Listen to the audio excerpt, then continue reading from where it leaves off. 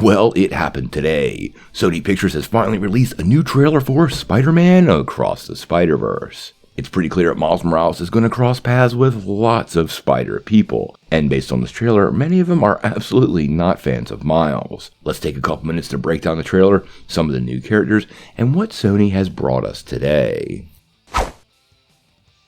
Well, December is usually a pretty rock-solid month for trailers, and as promised, Sony Pictures has delivered. Earlier today, they gave us a new look at Spider-Man Across the SpiderVerse, and I have to say, I am not disappointed.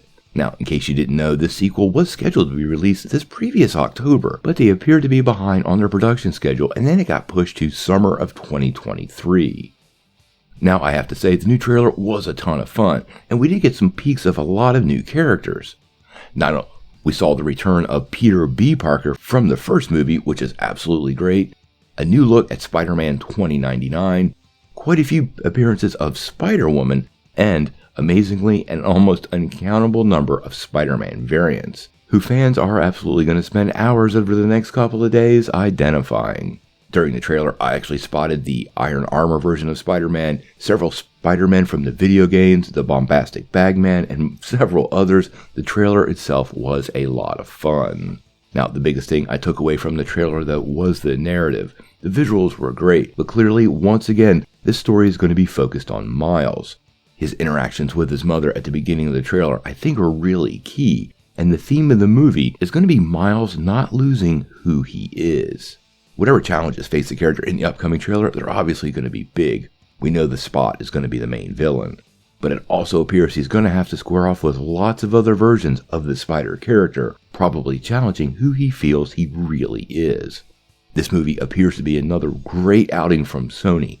Into the Spider-Verse won Oscars and was amazing, and probably the best Spider-Man movie Sony has ever done on their own. Across the Spider-Verse appears to be doubling down on everything that worked in that movie, and this new trailer really does spotlight a lot of great elements that have been expanded and appear to really work on screen.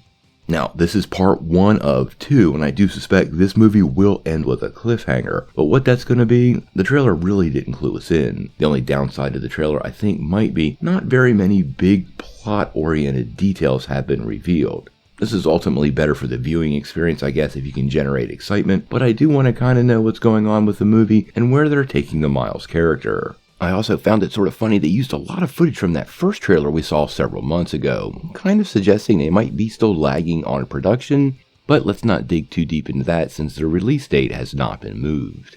Now, like I said, there's going to be a ton of breakdown of this trailer over the next couple of days. I just wanted to get the news to you guys now. I suspect you're going to see fans break down almost every single frame, identify many of these new Spider characters, and I think we're in store for a lot of excitement over the next week.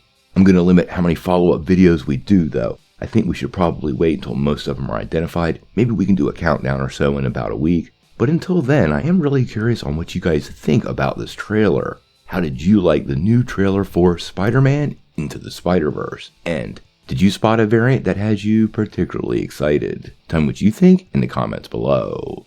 If you like this video, make sure you hit like, click subscribe, and if you don't ring that bell, you won't get any updates.